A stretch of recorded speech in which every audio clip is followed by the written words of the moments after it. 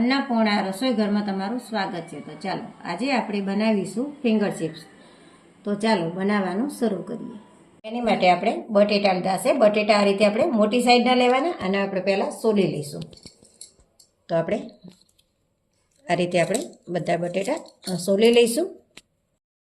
જો આ રીતે આપણે બધા બટેટા સોલી લીધા છે અને પાણીમાં આપણે રાખી દીધા છે, કારણ કે પાણીમાં બટેટા રાખવા પડે છે, કારણ કે શ્યામ ના પડી જાય બટેટા। હવે આપણે આની ચિપ્સ બનાવીશું। તો ચાલો આપણે હવે બટેટું લઈ લીધું છે। બટેટાને આપણે આ રીતે લાંબી લાંબી ચિપ્સ કરવાની છે। તો અડધા ઇંચ જેટલી કે 1 ઇંચ જેટલી તમને ફાવે એ રીતે આ રીતે ચિપ્સ આપણે કરીશું। તો આ રીતે આપણે પહેલાં આખી ઊભી કરી લઈશું। એટલે કટિંગ કરી લીધું છે। હવે આપણે આ રીતે ચિપ્સ પાડીશું, જે આપણે 1 ઇંચની કે અડધા ઇંચની તમને જે રીતે ફાવે એ રીતે આ રીતે આપણે પાડી લઈશું। આ રીતે આપણે બધી ચિપ્સ તૈયાર કરી લઈશું સરખી સરખી। અને આ રીતે લાંબા બટેટા લેવાના, એટલે આ રીતે લાંબી સરસ બને। જો આ રીતે આપણે અડધા ઇંચ જેટલી બધી ચિપ્સ તૈયાર કરી લીધી છે અને એક સરખી સરસ થઈ છે। જો આ રીતે જે રાઉન્ડનો ભાગ હોય ને આપણે સાઈડમાંથી કાઢી લેવાનો, એટલે આ રીતે એક સરખી બહાર જેવી સરસ થાય। તો આ રીતે આપણે બધી ચિપ્સ તૈયાર કરી લઈશું। ચિપ્સ બનાવી અને તરત જ આ રીતે આપણે પાણીમાં રાખી દેવાની, એટલે બટેટા કાળા ના પડે। અને આ રીતે આપણે ચિપ્સ બધી બનાવી અને 2 થી 3 પાણીથી સારું એવું એકદમ ચોખ્ખું ક્લીન પાણી થાય ત્યાં સુધી આપણે ધોઈ લઈશું। જો આ રીતે આપણે બધી ફિંગર ચિપ સરસ એવી કરી લીધી છે તૈયાર। હવે આપણે આને બાફવાની છે। તો આપણે આને 3 પાણીથી મેં ધોઈ છે, એટલે એનો સ્ટાર્ચનો ભાગ જે હોય બધું નીકળી જાય અને સરસ એકદમ ક્લીન પાણી થાય ત્યાં સુધી આપણે ધોવાની। એટલે આપણે 3 પાણીથી ધોઈ એટલે સરસ ક્લીન પાણી થઈ ગયું છે। હવે આપણે આને બાફી લઈશું। હવે પાણી આપણે ઉકળતું કરી દીધું છે। 4 ગ્લાસ જેટલું આપણે પાણી લીધું છે। હવે આપણે આમાં 1 થી 1.5 ચમચી જેટલું મીઠું નાખીશું। મીઠું આપણે ફરાળી સિંધો મીઠું લીધું છે, કારણ કે આપણે ફરાળી બનાવવાની છે ચિપ્સ। થોડુંક આપણે મિક્સ કરી લઈશું પાણીનું, એટલે મીઠું બધી જગ્યાએ સરસ થઈ જાય। હવે આની અંદર આપણે આ ધોયેલી ચિપ્સ જે બનાવી છે એ નાખીશું। તો આપણે ગેસ મીડિયમ કરી લીધો છે, જેટલી હમાય એટલી આપણે નાખવાની। એક હારે બધી આવી જાય તો એક હારે બધી નાખી દેવાની। મીડિયમ ગેસ ઉપર આપણે આને 50% જેટલી જ બાફવાની છે, વધારે નથી બાફવાની। તો આ રીતે આપણે જેટલી હમાય એટલી નાખી દઈએ। 5 થી 7 મિનિટ જેવું થઈ ગયું છે અને 50% જેટલા કૂક થઈ ગયા છે આપણે આ રીતે ચિપ્સ।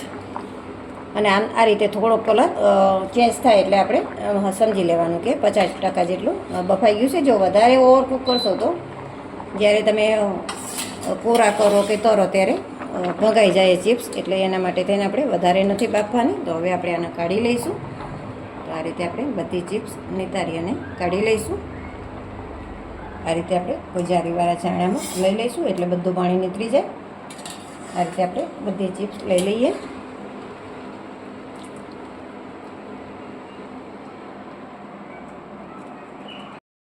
ચલો આ રીતે આપણે પાણી બધું નીતરી ગયું છે। હવે આપણે કપડાની અંદર લઈ લઈશું। આ રીતે છૂટી છૂટી કપડાની અંદર લઈ લઈશું અને આ રીતે ફેલાવી દઈશું અને પંખા નીચે થોડીક વાર રાખીશું, એટલે થોડીક કોળી પડી જાય સરસ। પાણીનો જે ભાગ હોય મોચેરો એ કપડું શોષી લે।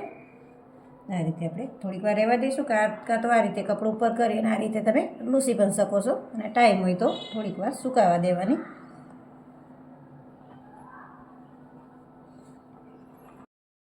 જો આ રીતે આપણે થોડીક વાર પંખા નીચે રાખી દઈએ, એટલે ના રાખો તો પણ આ રીતે કપડામાં નાખો એટલે તરત જ પાણી શોષી લેશે કપડું અને સરસ કોરી પડી ગઈ છે। એટલે થોડીક અમથી હવા રાખવાની, એટલે આપણે જે ફરાળી બનાવતા હોય તો ફરાળી તમારે સિંગોડાનો લોટ કે રાજગરાનો કોઈ પણ લોટ લો એની ઉપર કોટિંગ સારું થાય। અને ફરાળી ના બનાવતા હોય તો તમે કોર્નફ્લોર લઈને પણ તમે બનાવી શકો છો। આ રીતે આપણે બધી મોટા વાસણમાં લઈ લઈશું। હવે આપણે આની અંદર ફરાળી સિંગોડાનો લોટ નાખીશું। તો આ રીતે છૂટો છૂટો નાખીશું। આવી રીતે 2 મોટી ચમચી જેટલું હું અત્યારે નાખું છું, પછી કોટિંગ કરી અને જોઈશું તે જરૂર પડશે તો આપણે પછી નાખીશું।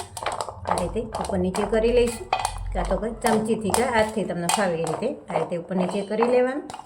આખામાં આ રીતે કોટિંગ કરી લઈશું। આપણે 2 મોટી ચમચી લોટની જરૂર પડી છે, વધારે જરૂર નથી પડી। તો આ રીતે સરસ એવું ઉપર નીચે કરી અને બધી ચિપ્સમાં આપણે કોટિંગ કરી લઈશું।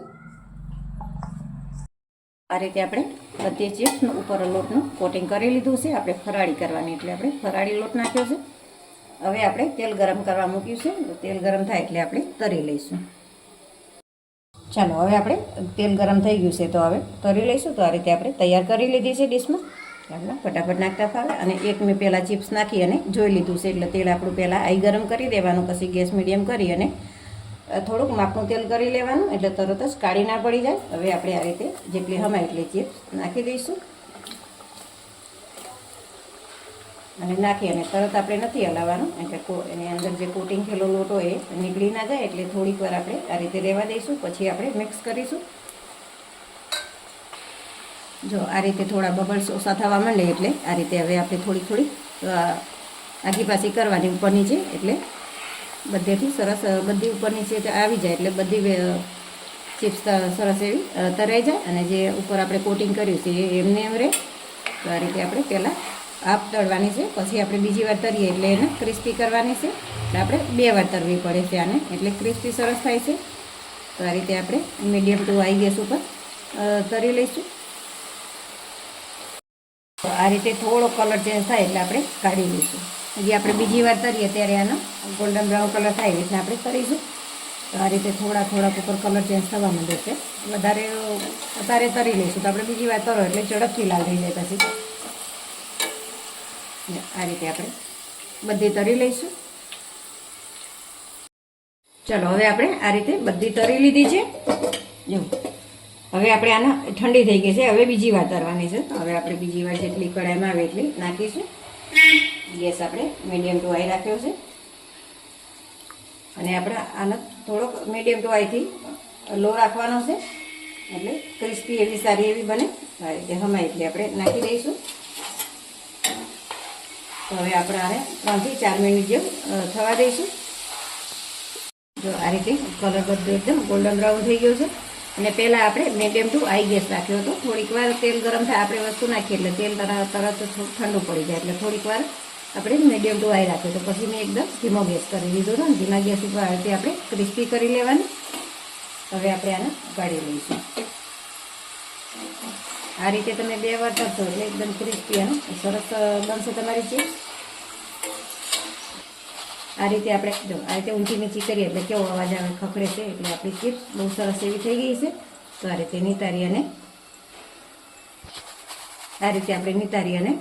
લઈ લઈશું જાડાની અંદર. આ રીતે આપણે જાડાની અંદર નાખીશું એટલે જે એક્સ્ટ્રા તેલ હોય એ બધું નીકળી જશે. ચાલો હવે આપણે મસાલો કરી લઈશું. તો એની માટે આપણે સંચળ લીધું છે.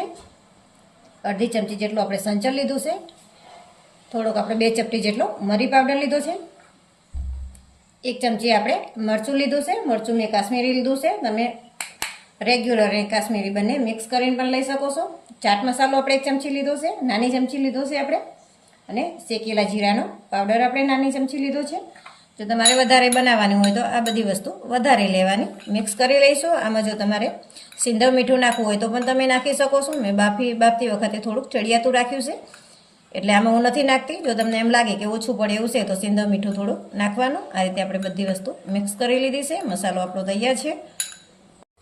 જો આપણે બધી ચિપ્સ સરસ એવી તરાઈ ગઈ છે. ને જો અવાજ કેવો આવે છે, ક્રિસ્પી બહુ સરસ થઈ છે. હવે આપણે મસાલો તૈયાર કર્યો છે. મસાલો આપણે હાથેથી નાખીશું. ચમચીથી નહીં નાખવાનું. આ રીતે હાથેથી છૂટો નાખવાનો એટલે બધી જગ્યાએ આવી જાય. તો તમને યોગ લાગે એટલો વધારે ઓછું તમારે જોવો એ પ્રમાણે મસાલો નાખવાનો. અને આ રીતે ઉપર નીચે કરવાનું એટલે બધી જગ્યાએ કોટિંગ થઈ જાય મસાલાનું. તો આપણે ફિંગર ચિપ્સ તૈયાર છે. આપણી ફિંગર ચિપ્સ તૈયાર છે. તો તમને આ રેસીપી વિડીયો ગમે હોય તો લાઈક કરો, શેર કરો અને સબસ્ક્રાઈબ કરવાનું ભૂલતા નહીં.